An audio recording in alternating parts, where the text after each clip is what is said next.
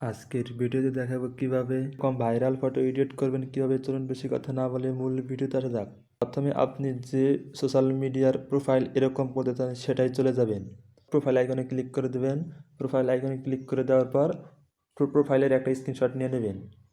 Screenshot নেওয়া হয়ে গেলে চলে যাবেন জেমিনি অ্যাপে। প্লে স্টোর থেকে জেমিনি অ্যাপটা ডাউনলোড করে নেবেন। তারপর নিচে দেখুন প্লাস একটা আইকন আছে, এখানে ক্লিক করে দেবেন। প্লাস আইকনে ক্লিক করে দেওয়ার পর আপনার ওই স্ক্রিনশটটা নিয়ে নেবেন। আমি আমারটা নিতে আসি। স্ক্রিনশট নেওয়া হয়ে গেলে নিচে দেখুন লেখা আছে আস্ক জিমেল। এখানে একটা প্রম্পট লিখতে হবে। প্রম্পটটা পেয়ে যাবেন আমার ডিসক্রিপশন বক্স অথবা পিন কমেন্টে। ওখান থেকে কপি করে আনার পর এখানে পেস্ট করে দেবেন। নিচে দেখুন একটা অ্যারো বাটন আছে, এখানে ক্লিক করে দেবেন। অ্যারো বাটনে ক্লিক করে দেওয়ার পর একটু লোডিং নেবে। কিছুক্ষণ লোডিং নেওয়ার পর আমাদের ফাইনালি ফটোটা কিন্তু চলে এসেছে। এখন ডাউনলোড করার জন্য ফটোর উপর ক্লিক করে দেবেন। নিচে দেখুন ডাউনলোড একটা আইকন আছে, এখানে ক্লিক করে দেবেন।